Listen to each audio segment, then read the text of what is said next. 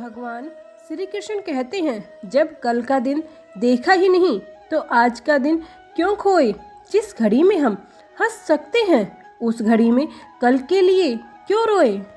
जो जिंदगी से लड़ा है वही जीवन में आगे बढ़ा है। जिसने किस्मत को कोसा है वो आज तक वहीं का वहीं खड़ा है। हमेशा याद रखना कि ईश्वर के सिवा कोई आपके आंसू और दुख दर्द को नहीं समझ सकता। जिंदगी के इस रण में खुद ही कृष्ण और खुद ही अर्जुन बनना पड़ता है। रोज अपना ही सारथी बनकर जीवन के महाभारत से लड़ना पड़ता है, क्योंकि हम एक ऐसे समाज में रहते हैं जहां सुंदरता को रंग से देखा जाता है और शिक्षा को उसके नंबर से देखा जाता है और सम्मान को पैसों से देखा जाता है। जिसके पास पैसे होंगे उसे सबसे ज़्यादा सम्मान दिया जाता है।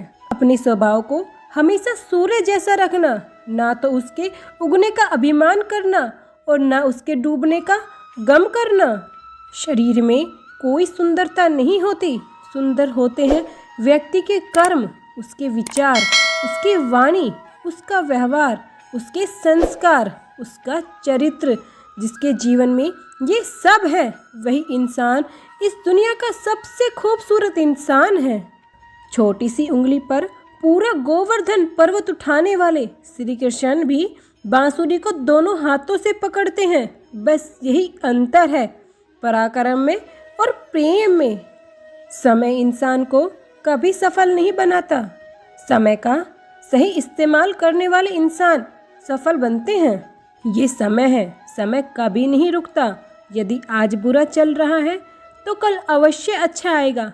केवल निस्वार्थ भाव से अपने कर्म कीजिए, वही आपके हाथ में होगा। समय का चक्र बहुत तेज चलता है, इसलिए ना तो अपने बल का अहंकार करे और ना ही अपने धन का अभिमान। समय कभी भी एक जैसा नहीं होता। उन्हें भी रोना पड़ता है जो बेवजह दूसरों को रुलाते हैं। छल कपट पाप का फल इसी धरती पर भुगतना पड़ता है। याद रखना, समय किसी को क्षमा नहीं करता, सबका हिसाब करता है।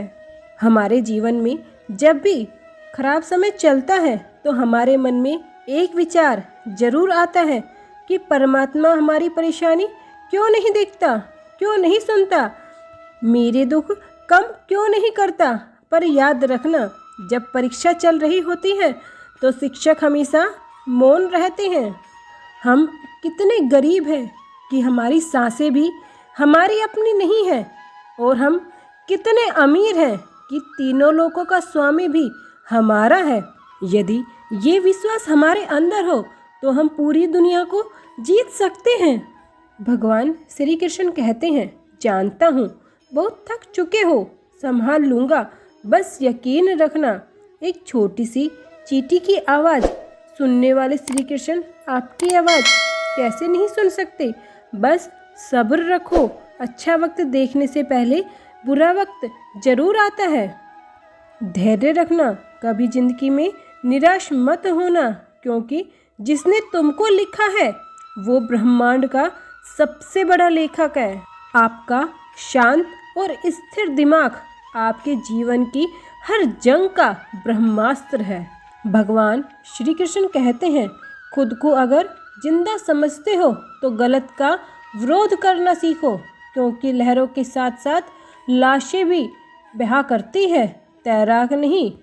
बस ईश्वर पर भरोसा रखो। जो ईश्वर रात को पेड़ों पर बैठने वाले पक्षियों को नींद में भी कभी गिरने नहीं देते, वो तुम्हें कैसे बेसहारा छोड़ सकते हैं।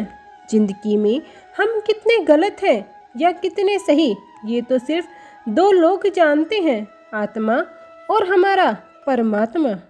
किसी के वर्तमान को देखकर उसके भविष्य का मजाक मत उड़ाओ, क्योंकि समय की शक्ति इतनी है कि वह कोयले को भी धीरे धीरे हीरे में बदल देती है। विधाता की अदालत इतनी बड़ी है, खामोश रहिए, कर्म कीजिए। आपका मुकदमा हमेशा जारी है। अपने कर्म पर विश्वास रखिए, राशियों पर नहीं। राशि तो राम और रावण की भी एक ही थी, लेकिन नियति ने उन्हें अलग अलग फल उनके कर्मों के अनुसार दिए। अपमान का बदला झगड़े या लड़ाई से नहीं लिया जाता, बल्कि शांति से कामयाब होकर लिया जाता है। क्योंकि बुद्धिमान चुप रहते हैं, समझदार बोलते हैं और मूर्ख बस बहस करते हैं। गलतियाँ कीजिए, वो तो सभी से होती है, मगर कभी किसी के साथ गलत ना कीजिए, क्योंकि चमत्कार उन्हीं के साथ होता है जिसके मन में विश्वास होता है।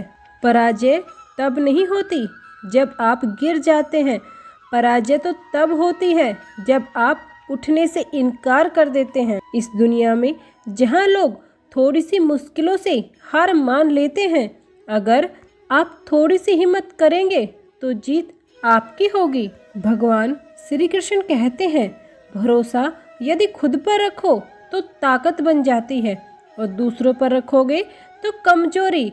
आप कब सही थे कोई याद नहीं रखता, लेकिन आप कब गलत थे ये सब याद रखते हैं। धरती पर ऐसा कोई इंसान नहीं है जिसके पास समस्या नहीं है, और धरती पर ऐसी कोई समस्या नहीं है जिसका कोई समाधान नहीं है। केवल जीतने वाला ही नहीं, बल्कि कहाँ हारना है ये जानने वाला भी सर्वश्रेष्ठ है। इसीलिए हारने वाले कारण से श्रेष्ठ धनुर्धर कोई नहीं है, क्योंकि वह जानता था उसे कहाँ हारना है। जन्म लेने वाले के लिए मृत्यु उतनी ही निश्चित है जितनी कि मृत होने वाले व्यक्ति के लिए जन्म लेना। इसलिए जो अपरिहार्य है उस पर शोक मत करो। इंसान को इंसान से दूर करने वाली सबसे पहली चीज़ है जुबान और दूसरी चीज़ है पैसा।